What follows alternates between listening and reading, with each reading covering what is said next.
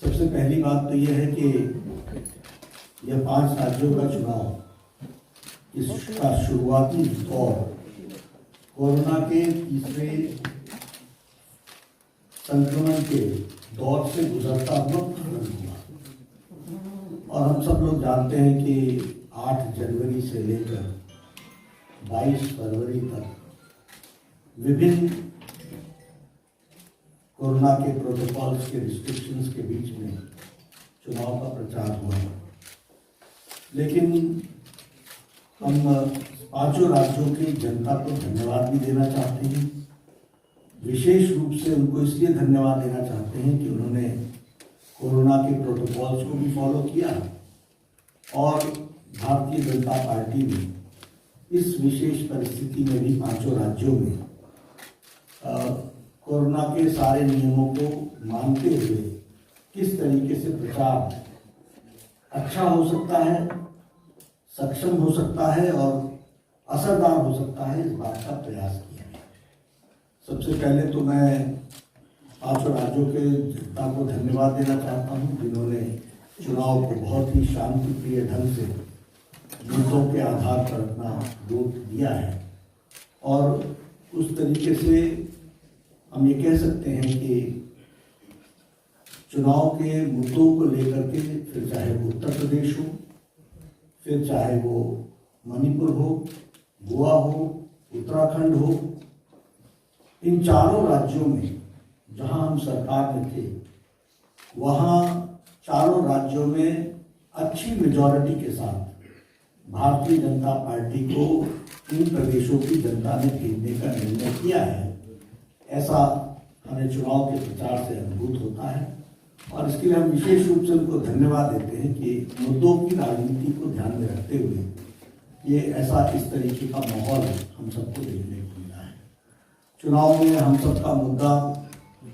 Empowerment, सशक्तिकरण, महिला का सशक्तिकरण,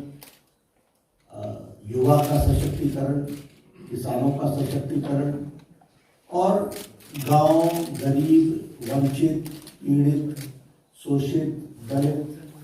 और समाज के अंतिम पायदान पर जो खड़ा व्यक्ति है उसका सशक्तिकरण का मुद्दा इस चुनाव में हम सबके लिए रहा है। और जिस तरीके से प्रधानमंत्री जी ने गरीब, गांव, वंचित, पीड़ित, शोषित, दलित, अंतिम पायदान पर खड़े व्यक्ति का सशक्तिकरण किया है, उसका बहुत ही सकारात्मक रिस्पॉन्स हमको देखने को मिला चुनाव के दृष्टि से। फिर चाहे वो जन धन योजना हो, फिर चाहे वो आयुष्मान भारत हो, फिर चाहे वो प्रधानमंत्री गरीब कल्याण अन्न योजना हो, फिर चाहे वो प्रधानमंत्री किसान सम्मान निधि हो, फिर चाहे वो स्वच्छता अभियान हो, फिर चाहे वो उज्ज्वला हो, फिर चाहे वो सौभाग्य योजना हो, सभी योजनाएं गरीब को मुख्य धारा में लाने की दृष्टि से ये योजनाओं को आगे बढ़ाने का काम जो किया गया है उसके प्रति बहुत ही सकारात्मक सभी राज्यों में हमको देखने को मिला। और इसको हम लोगों ने एक तरीके से चुनाव की दृष्टि से हमको बहुत ही एक पॉजिटिव दृष्टि से लोगों का सहयोग मिला है, जो वोट में ट्रांसफर हुआ है, ऐसा हम मानते हैं और इसके लिए भी हम जनता को धन्यवाद देना चाहते हैं। दूसरा विषय रहा 4 राज्यों में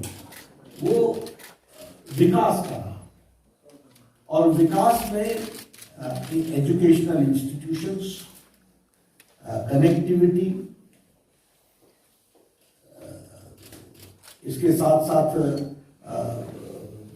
हाईवेज, एयरपोर्ट्स, तो ये सब मिलाकर के अगर हम उत्तर प्रदेश की बात करें, 5 इंटरनेशनल एयरपोर्ट्स बने हैं। अगर हम बात करें इंस्टीट्यूशन की, उत्तर प्रदेश की बात करें तो 10 universities, 78 degree colleges, 28 engineering colleges, 59 medical colleges और प्रैक्टिकली सभी स्टेट्स में all India institute of medical science. Uttar Pradesh में 2, यहाँ उत्तराखंड में 1, उसी तरीके से सुपर स्पेशलिटी ब्लॉक गोवा में और मणिपुर में हॉस्पिटल का सुपर स्पेशलिटी ब्लॉक का डेवलपमेंट इस तरीके से। और अगर हम गोवा की बात करें तो संपूर्ण आत्मनिर्भर गोवा, संपूर्ण विकास की दृष्टि से इसका एक बहुत बड़ा महत्व रहा। 10 साल के अंदर जो वहाँ विकास हुआ, आज गोवा की तस्वीर बदली हुई है। कनेक्टिविटी की दृष्टि से देखें, over bridges, under bridges, fly overs, एक उसका एक बहुत बड़ा महत्व है। और स्वयं संपूर्ण गोवा जो विषय था, वो विषय भी बहुत अधिक रूप में वहाँ पर कार्य हुआ है। उत्तराखंड की बात करें तो 12,000 करोड़ रुपये खर्च करके 4 धाम की सड़क, ऑल वेदर रोड और टूरिज्म को डेवलप करना। प्रधानमंत्री मोदी जी का विशेष करके उत्तराखंड के प्रति अगला 10 साल उत्तराखंड का है, इसका अपील और लोगों का उसमें रिस्पॉन्स, और उसी तरीके से सौंदर्यीकरण का विषय, बाकी सारे विषय, और एम्प्लॉयमेंट की दृष्टि से भी जो एम्प्लॉयमेंट जनरेशन का काम हुआ है, उसका भी उनका अच्छा रिस्पॉन्स आया है, ये हमको देखने को मिला है। तो हम ये महसूस करते हैं कि चारों राज्यों में भारतीय जनता पार्टी को अच्छी मेजॉरिटी के साथ लोग फिर से अपना आशीर्वाद दे रहे हैं। मणिपुर की बात करें तो Manipur was the state of blockage, Manipur was the state of insurgency, Manipur was a state of turmoil. वहाँ हमेशा ही बंद,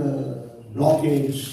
और इंसर्जेंसी का काम, तकलीफ का काम था। 5 साल में कोई ब्लॉकेज नहीं हुआ, डेवलपमेंट पूर्णतः हुआ, कनेक्टिविटी रोड का काम पूरे जोर शोर से चल रहा है, रेलवे लाइन इम्फाल पहुंच रही है, इसका भी प्रयास चला हुआ है और उसको तीव्र गति से किया जा रहा है। तो हर दृष्टि से देखा जाए तो एक वहाँ पर, और वहाँ का बहुत ही सकारात्मक स्पष्ट रूप में लोग भारतीय जनता पार्टी को सरकार मिला रहे हैं। जहाँ तक पंजाब का सवाल है, जैसा कि हम सब जानते हैं कि हमारा अमरिंदर सिंह जी और ढींसा साहब के साथ समझौता होते हुए हम चुनाव में गए। पहली बार मौका हमें मिला कि 65+ सीटों पर भारतीय जनता पार्टी गई है और बहुत ही सकारात्मक हमको वहाँ पर रिस्पॉन्स मिला है, और हम वहाँ पर जिसको कहते हैं मोर देन एक्सपेक्टेशन, हम अच्छा नतीजा वहाँ लाएंगे, इस प्रकार से हमको देखने को मिलता है। ये कुल मिलाकर के चीज़ें देखने में आई। पंजाब का जहाँ तक बात करें तो चाहे वो करतारपुर कॉरिडोर हो, मोदी जी के द्वारा उसको जो 1947 से नहीं किया गया था, उसी तरीके से अगर हम बात करें तो ये GST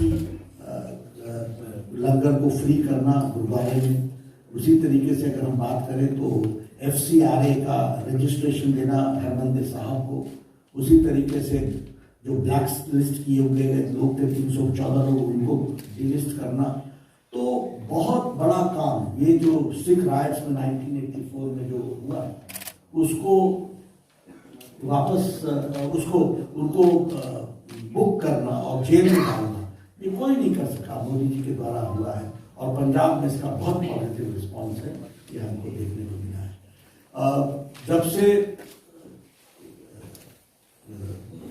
कैंपेन शुरू हुआ तब से प्रधानमंत्री जी की सभी राज्यों में बड़ी संख्या में रैली होना, माननीय रक्षा मंत्री जी की रैली होना, माननीय गृह मंत्री जी की रैली होना, माननीय नितिन गडकरी जी की रैली होना, और पहले क्लोज डोर हुई, बाद में ओपन जनसभाएं हुई, और मैं आपको उसके आंकड़े आपको मिल जाएंगे कि किस किस ने कितनी रैलीज की हैं, लेकिन एक बड़ी संख्या में रैलीज हुई। मैंने खुद काफ़ी रैलीज को एड्रेस किया, और इसके साथ साथ सभी चारों स्टेट के चीफ मिनिस्टर्स और अन्य स्टेट के भी चीफ मिनिस्टर्स ने रैली की। तो स्टेट लेवल पर भी उसको काफ़ी अच्छे ढंग से ऑर्गेनाइज तरीके से किया गया, और हमारे स्टेट लीडर्स ने भी प्रैक्टिकली सभी विधानसभाओं को टच किया है। और एक कैंपेन जो था हमारा, बड़ा वेल ऑर्गेनाइज कैंपेन था,